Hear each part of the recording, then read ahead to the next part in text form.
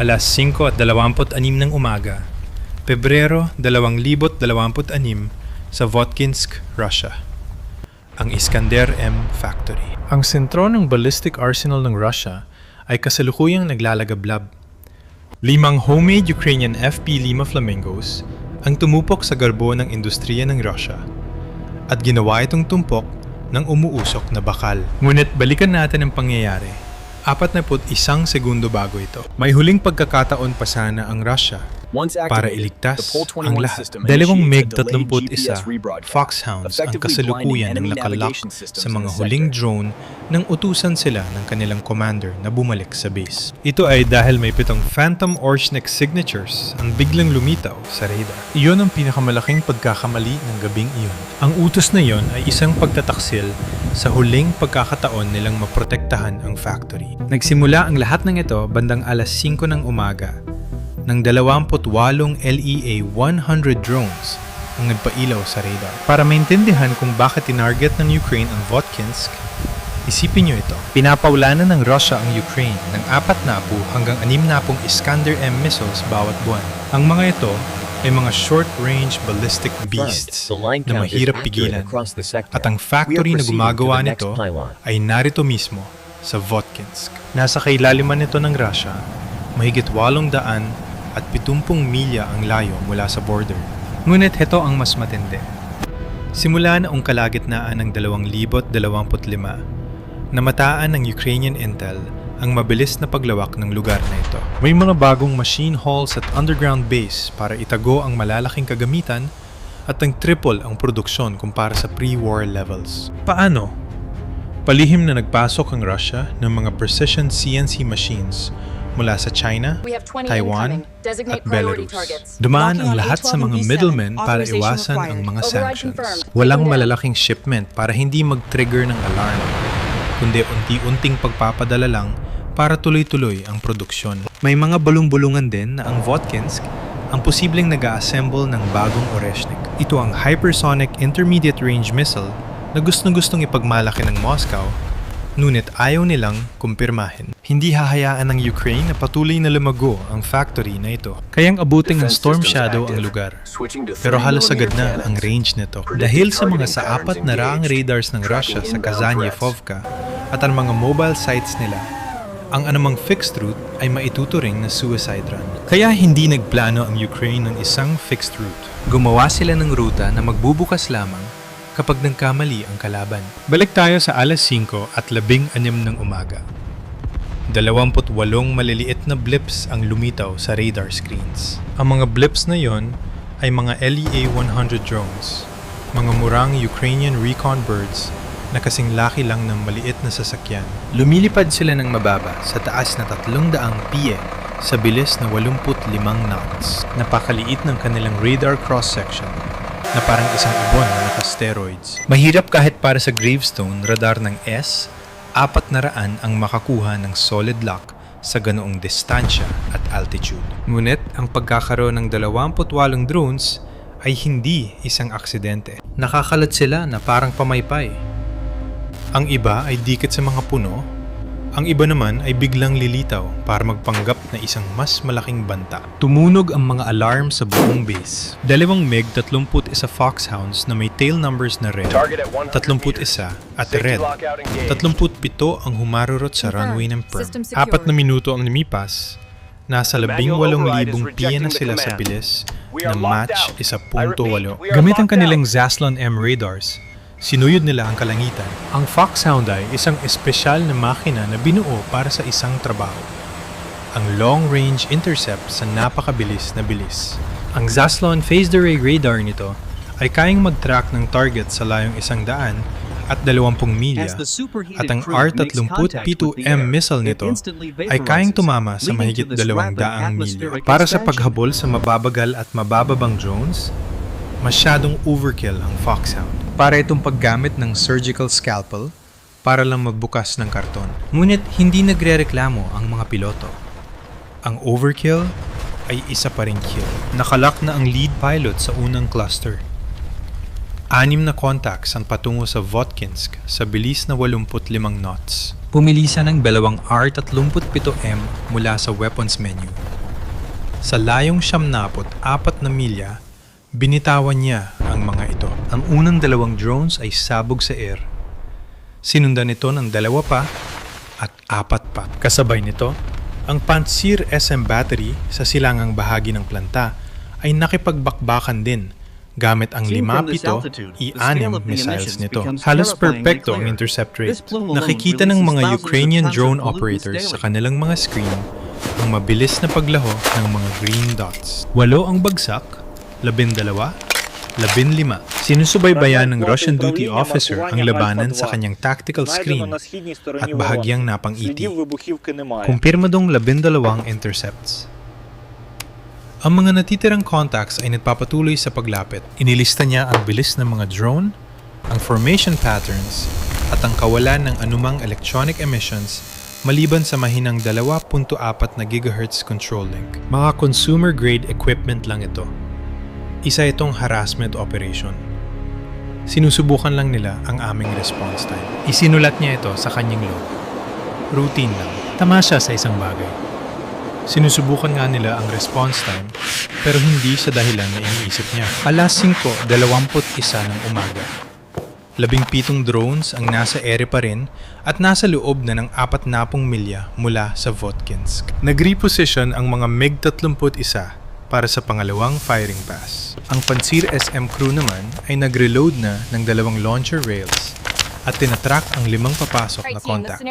Samantala, isang Ukrainian electronic warfare operator na nasa loob ng isang van na 600 at 20 milya ang layo ang kanina pa nagmamasid sa Russian radar emissions. Hinihintay niya ang mismong sandaling ito. Nakafocus ang parehong foxhounds sa mga natitirang drone contacts. Lahat ng sensors ay nakaturo sa hilagang kanluran patungo sa dumarating na swarm. Binuksan niya ang isang special na software module sa kanyang terminal, ang Ghost Letter. Isa itong signal spoofing tool na binuo mula sa nakuha nilang Russian Electronic Warfare Doctrine. Ang konsepto nito ay simple lang, pero ang pag-execute ay napakahirap. Gumagawa ito ng mga synthetic radar return signatures sa iba't ibang frequencies. Ang mga signatures na ito ay tumutugma sa profile, Doppler shift, at trajectory ng isang Oreshnik missile sa bilis na Mach 10+. Hindi lang isa,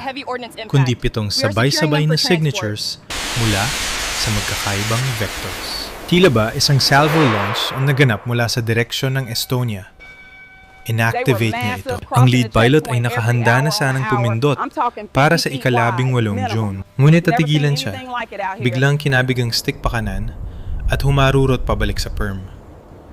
Sumunod din ang kanyang wingman. Ang 11 natitirang Ukrainian drones ay malayan nakapasok dahil wala ng interceptors sa langit. Ang mga Pantsir crews naman ay patuloy na nagpapaputok sa mga decoys hanggang sa maubusan ng missiles.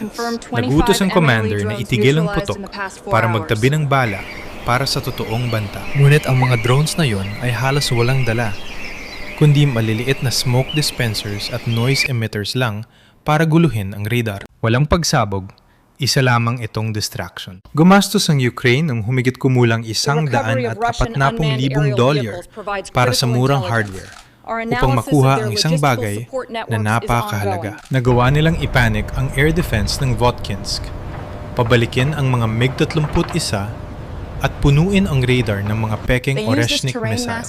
Nakatira sila ng 17 minutong window. Sapat na ang 17 minuto para makalusot ang FP-5 Flamingo ng tahimik at mababa. Ang 5 FP-5 Flamingos ay 4.5 oras nang lumilipad sa dilim bago bumukas ang pinto. Palihim silang inilunsad mula sa mga tago na lugar sa Kharkiv bago maghating gabi. Gumamit sila ng magkakaibang ruta para maiwasan ang radar detection. Bawat isa ay lumipad sa taas na mas mababa sa 200 piye, dumadaan sa mga paanan ng Ural Mountains na parang mga anino.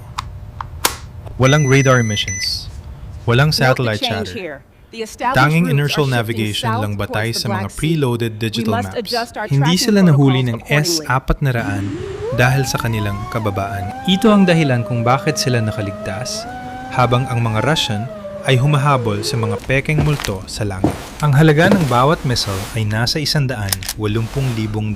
Sa madaling salita, ang isang Russian R-37M missile ay nagkakahalaga ng $1,000,000. Nagpaputok sila ng 6 nito para lang humabol sa mga decoys na nagkakahalaga lang ng $140,000 sa kabuuan. $6 na milyong ang ginasta nila para lang bigyang daan ang 5 armas na mas mura pa sa isang disenteng apartment sa Moscow. 5:23 ng umaga. Ang onboard computer ng bawat Flamingo ay nakatanggap ng isang encrypted pulse mula sa Ukrainian satellite. Isa itong waypoint update na nagkukumpirma sa posisyon ng Mobile Pantsir SM na lumipat 40 minuto ang nakalipas. Sabay-sabay na nag-adjust ng kurso ang 5. Tinawid nila ang outer security perimeter ng Votkinsk sa taas na 200 piye at bilis na 300 at 40 knots. Ang radar ng Pantsir ay nakaturo pa rin sa taas para sa mga Phantom Oreshnik signatures. Nakalusot ang 5 Flamingos sa 11-mile gap sa ibabaw ng Votkinsk. 5:26 ng umaga. Nagsimula na ang kanilang terminal approach sequence. Ang huling 41 segundo. 5 anino ang dagsa patungo sa mga ilaw ng factory. Sa security command post ng Votkinsk, nakita ng duty officer ang isang madilim na hugis sa optical perimeter camera. Mabilis itong lumilipad at may manipis na usok sa exhaust. Huli na ang lahat. Naghiwa-hiwalay ang 5 Flamingos para umatake mula sa iba't ibang direksyon. 2 Tor M2 batteries ang naglock sa kanila. 2 missiles ang inilunsad. Ang unang Flamingo ay gumawa ng isang matinding manyobra para makakuha ng ilang segundo. Ngunit na-neutralize rin ito ng Tor. Ang pangalawa naman ay bumaba sa 140 piye pero tinamaan din ng sumunod na missile. 3 na lang ang natira. Ang mga Pantsir SM crews ay lito na dahil sa dami ng target. Ang pangatlong Flamingo ay pumasok sa reloading gap ng isang Pantsir. Ngunit nahuli ito sa flank ng isa pang battery at nawala. Ang pang-4 na Flamingo ay humarurot patungo sa inner perimeter. Nagmadaling mag-reload ang mga Pantsir operators. 3 missiles ang itinira nila bilang desperadong hakbang. Sa huli, na-intercept din ang pang-4 na Flamingo. Mukhang matagumpay ang Russian defenses. 4 sa 5 ang kanilang napabagsak. Ngunit ang bintanang nabuksan ay sapat na para sa ika-5 Flamingo. Nanatili itong nakadikit sa timog kanlurang bahagi ng lupain. Ang mismong lugar kung saan inilihis ang atensyon ng radar. Habang ang mga Pantsir ay nagre-reload, ang huling Flamingo ay bumilis sa 380 knots. Hindi tinarget ng FP5 ang mga administrative buildings.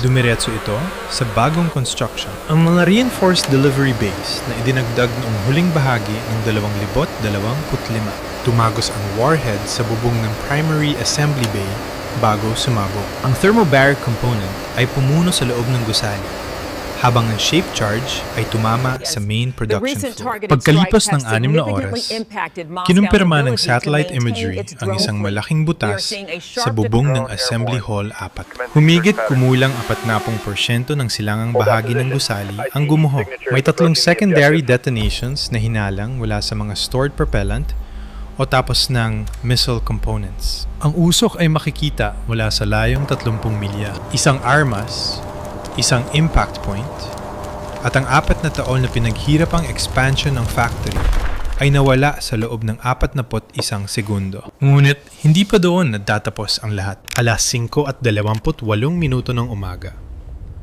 Ang 2 MiG-31 pilots ay maglalanding na sana nang makatanggap ng ulat tungkol sa sunog sa factory. Napabuntong hininga ang lead pilot.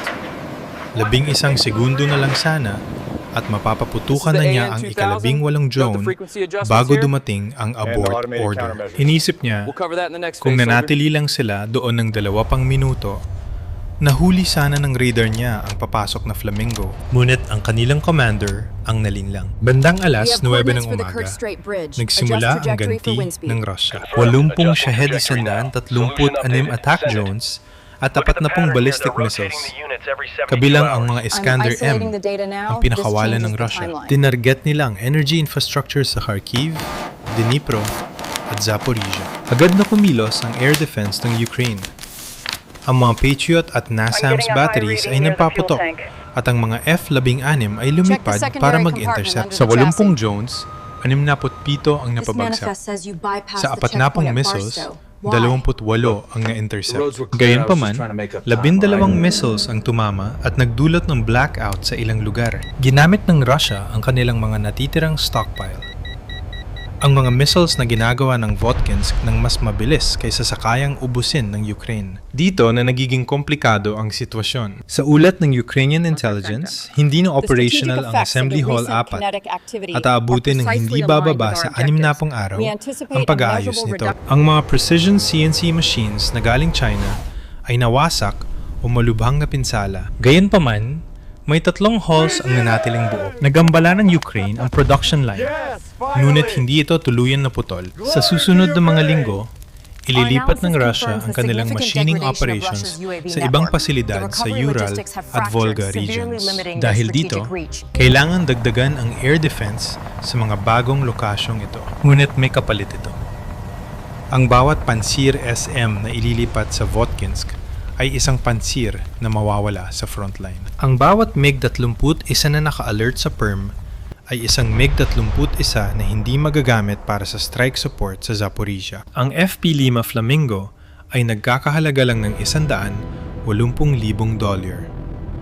Ngunit ang pinsalang idinulot nito sa kagamitan, produksyon, at ang strategic anxiety na dulot nito ay hindi matatawaran. Ngayon, hetong tanong ko sa inyo, kailangang protektahan ng Russia ang napakaraming production sites sa napakalawak na teritoryo. Bawat isa ay nangangailangan ng air defense, radar, at interceptors.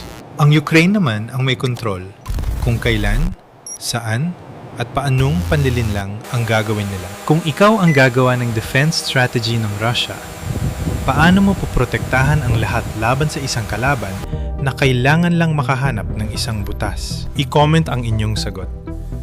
Ang pinaka-tactical na sagot ay aking ipipin.